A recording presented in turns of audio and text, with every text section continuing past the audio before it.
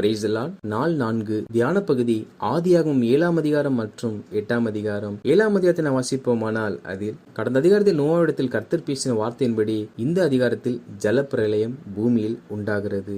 கர்த்தர் நோவாவை நோக்கி, நீயும் உன் வீட்டார் அனைவரும் பேழைக்குள் பிரவேசியுங்கள், இந்த சந்ததியில் உன்னை நான் எனக்கு முன்பாக நீதிமானாக கண்டேன் என்பதாக சொன்னார். அதாவது உலகம் அனைத்திற்கும் கர்த்தர் அழிவை கட்டளையிட்டாலும் நீதிமானுக்கு ஒரு நாளும் அழிவு உண்டாவதில்லை.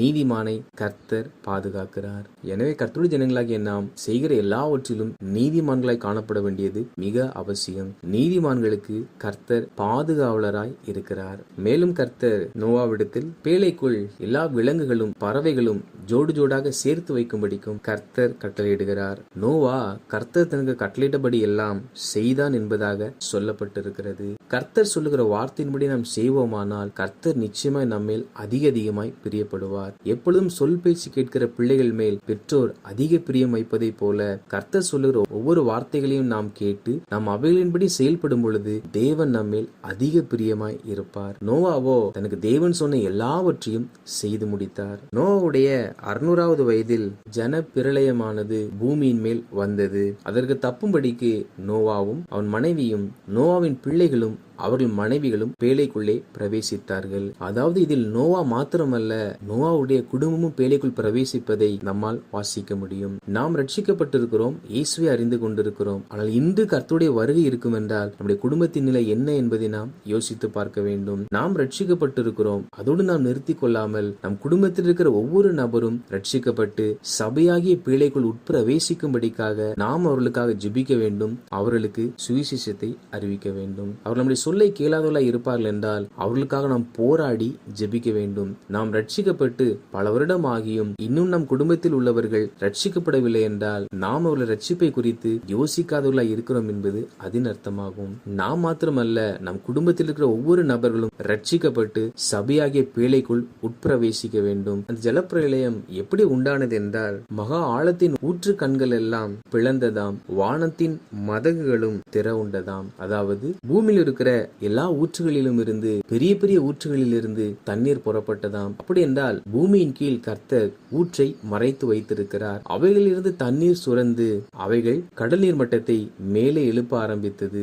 அதே சமயத்தில் வானத்திலும் இருக்கிற எல்லா மதகுகளும் திறக்கப்பட்டதாம். அப்படி என்றால் பூமியிலிருந்தும் தண்ணி மேல் நோக்கி எழும்புகிறது, வானத்திலிருந்தும் மழை பெய்து மழை நீர் பூமியை நிரப்புகிறது. இப்படி 40 நாள் அளவும் இரவும் பகலும் மழை பெய்து கொண்டே இருந்ததாம். இப்பொழுதெல்லாம் சில வினாடி பொழுதுகள் மழை பெய்தாலே பெருவெள்ளம் வந்துவிடும். 40 நாள் இரவும் பகலும் தொடர்ச்சியே மழை பெய்யும் என்றால் அது எத்தனை பேராபத்தை உண்டு பண்ணும். அப்படி 40 நாள் இரவும் பகலும் மழை பெய்திருக்கிறது. இதன் விளைவாக பூமி அனைத்தும், பூமியில் உள்ள உயரமான சிகரமும் கூட மழை நீரால் மூடப்பட்டதாம். எல்லா மனிதர்களும் எல்லா ஜீவராசிகளும் மாண்டு போயின. அந்த சமயத்தில் பேழைக்குள் பிரவேசித்த நோவாவும் அவன் குடும்பமும் மாத்திரமே தப்பினார்கள். பூமி முழுவதும் ஜலமாய் இருந்தபடியினால் பேழை மிதந்து அந்த அழிவிலிருந்து நோவாவின் குடும்பம் தப்பினது. அப்படி என்றால் ஒரு அழிவு வரும் பொழுது கர்த்தர் எச்சரித்து சொல்லி அந்த அழிவிலிருந்து தம்முடைய பிள்ளைகளை, தம்மை நம்பினவர்களை, தம்மோடு சஞ்சரிக்கிறவர்களை அவர் காப்பாற்றுகிறார்.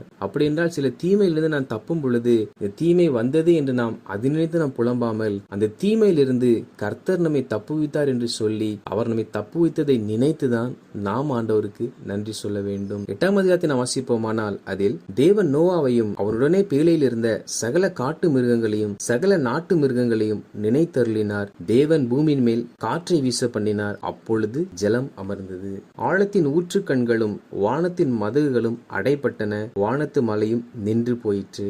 அதாவது 40 நாள் மழை பெய்த பிற்பாடு 150 நாள் அளவும் உலகம் முழுவதும் மழை நீரால் சூழப்பட்டிருந்தது. அப்போது தேவனாய கர்த்தர் நோவாவையும் மிருகங்களையும் நினைத்தருளினாராம். கர்த்தர் நோவாவை மாத்திரமல்ல மிருக ஜீவன்களையும் நினைத்தருளினாராம். காரணம், நாம் ஆராதிக்கிற தேவன் அவர் இரக்கம் உள்ளவர், அவர் எல்லாவற்றையும் நேசிக்கிறவராகவும் இருக்கிறார். இந்த மிருக ஜீவன்கள் எந்த ஒரு தவறும் செய்யவில்லை. எனவே கர்த்தர் அந்த மிருக ஜீவன்களுக்காகவும் அதே சமயத்தில் நோவாவுக்காகவும் அவர் நினைவு கூர்ந்து கீழ்காற்றை வீச பண்ணி வானத்தின் மதகுகளையும் பூமியின் ஊற்று கண்களையும் அடைத்தாராம். கர்த்தர் கீழ்காற்றை வீச பண்ணினபடியினால் ஜலமானது நாளுக்கு நாள் பூமியிலிருந்து வற்றத் தொடங்கினதாம். கிட்டத்தட்ட 150 நாளுக்கு பின்புதான் ஜலம் பூமியிலிருந்து வடிந்ததாம். பின்பு நோவா தன் பேழையில் செய்திருந்த ஜன்னலை திறந்து ஒரு காகத்தை வெளியே விடுகிறார். அந்த காகம் வெளியே போகிறது. வெளியே தங்கி இளைப்பாற இடம் இல்லாதபடியினால் மீண்டும் திரும்பி பேழைக்குள் பிரவேசிக்கிறது. மறுபடியும் அவர் மறுநாள் முயற்சி செய்கிறார். அவைகள் போகிறது.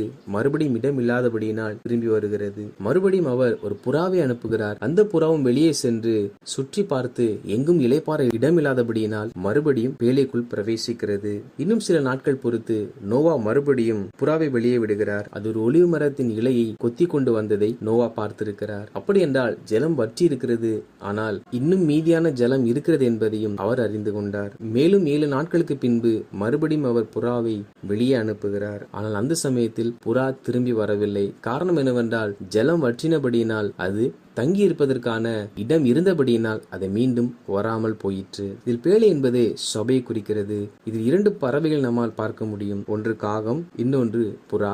பொதுவாகவே காகம் என்பதை தீமைக்கும் திருட்டுத்தனத்திற்கும், புறா என்பதை கபடு இல்லாமைக்கும் நாம் குறிப்பிடுவது வழக்கம். இந்த சம்பவத்தில் காகை தான் போகிறதும் வருகிறதுமாய் இருந்ததாம். அப்படி என்றால் நாம் காகம் போல சபைக்கு வருகிறவர்களும் போகிறவர்களுமாய் இருக்க வேண்டும். புறாவோ தனக்கு வாய்ப்பு கிடைக்கும் வரை சபைக்கு வந்தது. தனக்கு வேறிடத்தில் தங்குவதற்கான வாய்ப்பு இருந்தவுடன் சபையை விட்டு வெளியேறிவிட்டது.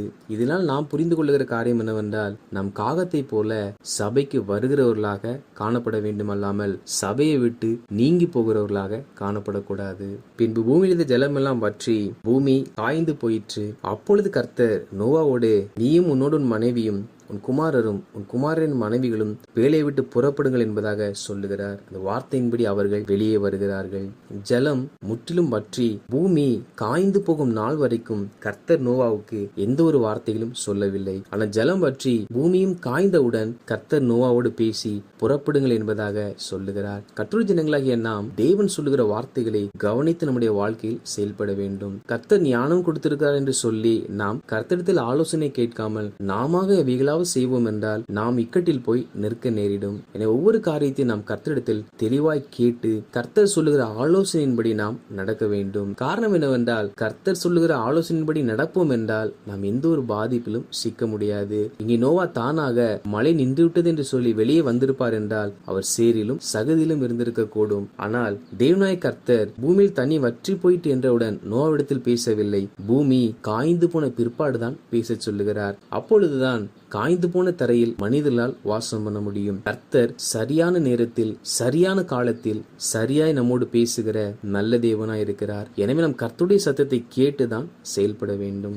மேலும் நோவா தன்னிடத்தில் இருந்த எல்லா மிருக ஜீவன்களையும் கூட திறந்து அவைகள் பூமியில் போய் பழி பெருகும்படிக்கு திறந்து விடுகிறார். கர்த்தர் அவைகளை ஆசீர்வதித்தது நிமித்தமாகவே இன்று இத்தனை மிருக ஜீவன்களையும் பறவைகளையும் நம்மால் பார்க்க முடிகிறது. அப்பொழுது நோவா கர்த்தருக்கு ஒரு பலிபீடத்தை கட்டி சுத்தமான விலங்குகளிலும் சுத்தமான பறவைகளிலும் சிலவற்றை தெரிந்து கொண்டு அதை கர்த்தருக்கு அந்த பலிபீடத்தின் மேல் தகன பலியாக பலியிட்டார். தன்னை தப்புவித்த தேவனுக்கு நோவா நன்றி செலுத்தினார். நாமும் கூட அநேக இக்கட்டுகளையும் தப்பி போகிறோம். கர்த்தர் நம்மை தப்புவிக்கிறார். அதற்கெல்லாம் நாம் அவருக்கு நன்றி சொல்லுகிறவர்களாய் காணப்பட வேண்டும். நோவா தேவனுக்கு பலிபீடம் கட்டி பலியிட்டது நிமித்தமாக கர்த்தர் நோவாவை நோக்கி, இனி நான் மனுஷன் நிமித்தம் பூமியை சபிப்பதில்லை என்பதாக கூறினார். நாம் முன்பு வாசித்த எல்லா அதிகாரங்களிலும் மனிதர்கள் கர்த்தருடைய கட்டளைகளை மீறினவுடன் கர்த்தர் அவர்களை சபித்து விடுவார். சாபம் அவர்கள் மேல் தங்கியிருக்கும். ஆனால் நோவா தேவனுக்கு முன்பாக சுகந்த வாசனையான பலியை செலுத்தினது நிமித்தமாக கர்த்தர் இனி நான் மனிதர் நிமித்தம் பூமியை சபிப்பதில்லை என்பதாக சொல்லியிருக்கிறார். தேவன் சபித்த பூமியிலே இவன் நம்முடைய வேலையிலும் பிரயாசத்திலும் நம்மை தேற்றுவான் என்று நோவாவின் தகப்பனார் சொன்ன அந்த வார்த்தையின்படியே அதற்கு முன்பு வரை வருத்தத்தோடு அவள் பயிரிட்டும் அதன் பலனை புசியாதவர்களாக மிக கஷ்டப்பட்டவர்களாக இருந்தார்கள். ஆனால் நோவாவுக்கு கர்த்தர் வாக்கு பண்ணது நிமித்தமாகவே இந்த நாள் வரை நாம் வாழ்ந்து கொண்டிருக்கிறோம். இல்லாவிட்டால் நாம் பாவம் செய்தவுடன் கர்த்தர் நம்மை சபிப்பார் என்றால் இந்த பூமியில் எல்லாரும் சபிக்கப்பட்டவர்களாக தான் வாழ்ந்து கொண்டிருப்போம். கர்த்தர் நோவாவுக்கு செய்த அந்த உடன்படிக்கையின்படியே தேவனுக்கு விரோதமாய் எழும்பினதினால் வருகிற தேவ கோபத்தினால் வருகிற சாபம் நம்மை தொடாமல் இருக்கிறது.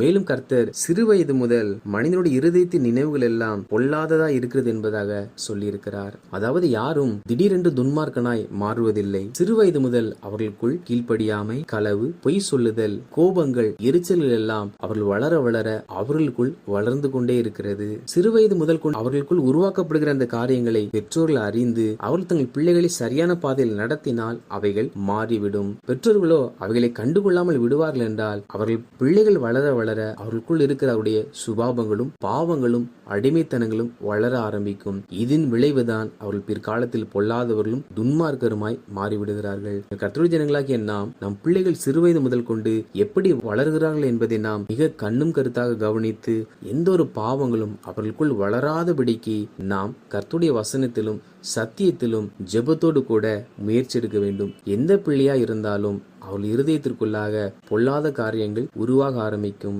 அதை தவிர்ப்பதும் அதை ஏற்றுக்கொள்வதும் சிறுவர்களுடைய கரத்திலும் அவர்களை வழிநடத்துகிற பெற்றோருடைய கரத்திலும் தான் இருக்கிறது. வாசித்த அந்த அதிகாரிகளின்படி கர்த்தருடைய ஜனங்களாகிய நாம் நமக்கு ஆண்டவர் எந்த நன்மைகளை செய்தாலும் அதற்கு நன்றி சொல்லுகிற தேவ பிள்ளைகளாய் காணப்பட வேண்டும்.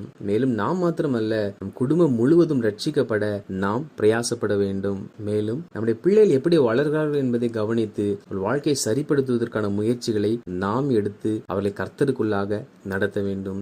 ஆண்டவரை கர்த்தர் தாமே அப்படி நாம் வாழ நமக்கு உதவி செய்வாராக. ஆமேன்.